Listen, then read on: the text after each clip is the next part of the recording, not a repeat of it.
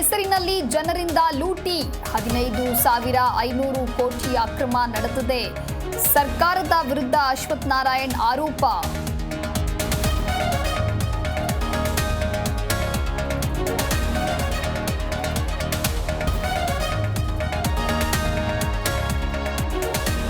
ಸಚಿವ ರಾಜಣ್ಣ ಇನ್ನೂ ದೂರು ಕೊಟ್ಟಿಲ್ಲ. ದೂರು ಕೊಟ್ರೆ ಕಾನೂನು ಪ್ರಕಾರ ತನಿಖೆ. ಸುಪ್ರೀಂ ವಿಚಾರಣೆ ಕಡೆ ಗಮನ ಎಂದ ಡಾಕ್ಟರ್ ಪರಮೇಶ್ವರ್.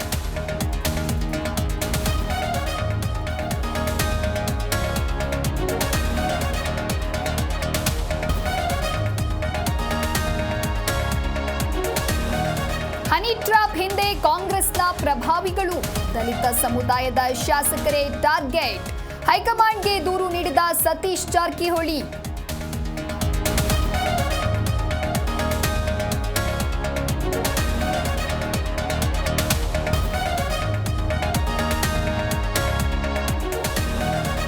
ರಾಜ್ಯ ಬಿಜೆಪಿಯಲ್ಲಿ ಅಸಮಾಧಾನದ ಕಿಚ್ಚು.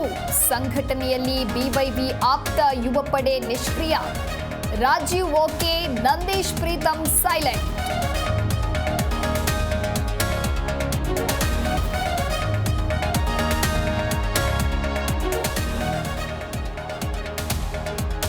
ಮಲಯಾಳಂ ಸಿನಿಮಾಗಾಗಿ ಕಾಲೇಜಿಗೆ ರಜೆ. ಎಂಪುರಾನ್ ಚಿತ್ರಕ್ಕಾಗಿ ರಜೆ ಘೋಷಿಸಿದ ಗುಡ್ ಶೆಫರ್ಡ್ ಮ್ಯಾನೇಜ್ಮೆಂಟ್. ಕನ್ನಡ ಪರ ಸಂಘಟನೆಗಳು ಕಿಡಿ.